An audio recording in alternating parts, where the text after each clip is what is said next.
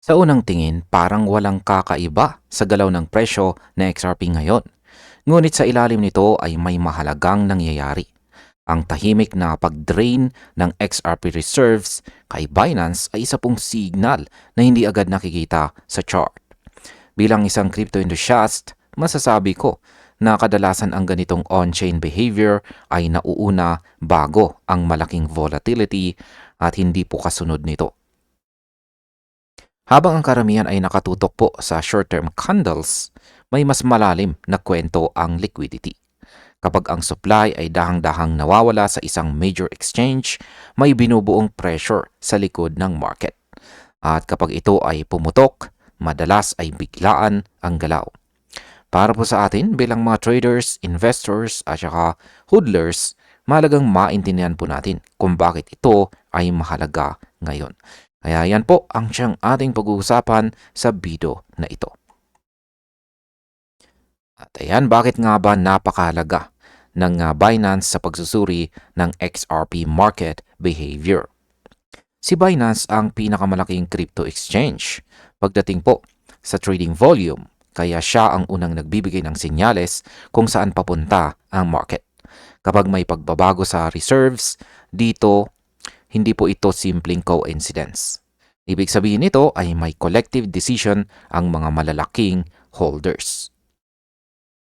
Ang on-chain observation na ito ay binigyang diin ni Saif dito. Yan, Saif Crypto, kung saan siya ay muling nagbukas ng usapan tungkol po sa XRP positioning. Kapag sa XRP ay umaalis kay Binance, hindi ito para sa mabilisang trade. Madalas ito ay sinyalis ng mas long-term na pananaw. Ang ganito pong galaw ay hindi po ginagawa ng impulsive traders, kundi ng mga may malinaw na strategy. At dito po nagsisimulang mabuo ang mas malaking larawan. Ano naman po ang ipinapakita ng multi-month low sa XRP reserves ni Binance? Yan, ayon po sa on-chain data, ang XRP reserves ni Binance ay bumagsak po sa kanyang multi-month lows. Hindi ito isang biglaang outflow, kundi isang tuloy-tuloy na pagbaba. Ang ganitong pattern ay mas mahalaga kaysa isang malaking withdrawal event. Ipinapakita po nito na may intentional behavior ang mga holders. Hindi po sila naghahanda na magbenta sa kasalukuyang presyo. Sa halip, inililipat po nila sa XRP sa private custody or cold wallets. Kapag ginawa ito ng maraming participants, sabay-sabay nagbabago ang liquidity profile ng market. Unti-unting kumikipot ang available supply sa exchange. At kapag kumipot ang supply, nagiging mas sensitibo ang presyo sa demand. Ngayon, paano naman po binabago ng pag-alis ng supply sa mga exchanges ang market dynamics? Ang exchange reserves ay direkta pong konektado sa sell pressure. Kapag maraming XRP ang nasa exchange, madali itong ibenta anumang oras. Ngunit kapag ito ay nailipat palabas, nagiging hindi agad available sa market. Ibig sabihin, bumababa po ang near-term circulating supply. Sa ganitong setup, kahit katamtamang buying pressure ay maaari pong magdulot ng mas malakas na galaw sa presyo. Ito po ang dahilan kung bakit ang mga accumulation phase ay madalas na uuna sa volatility. Ang market ay parang hinihigpitan ang spring. Habang mas konti po ang supply, mas malakas ang magiging reaksyon kapag may demand. At ito po ang mechanics na kadalasang hindi napapansin ng karamihan. Ngayon ay bakit po ba nauugnay ang falling reserves sa usapan ng supply shock? Ang supply shock ay nangyayari kapag biglang tumaas ang demand habang limitado ang supply. Ang pagbaba po ng reserves ay hindi otomatikong nangangahulugan ng pump, ngunit binabago po nito ang battlefield ng market. Kapag mas kaunti po ang XRP kay Binance, kahit maliit na buying wave ay pwede pong magresulta sa mas matarik na presyo.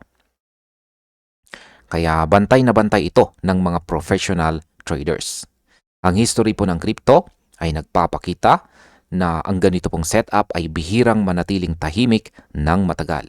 Madalas, madalas po itong nauuwi sa isang decisive move pataas or pababa. Ngunit malinaw na sa ngayon ay sell side availability po ang humihina. Ngayon ay ano naman ang sinasabi ng on-chain behavior kumpara sa price action ni XRP.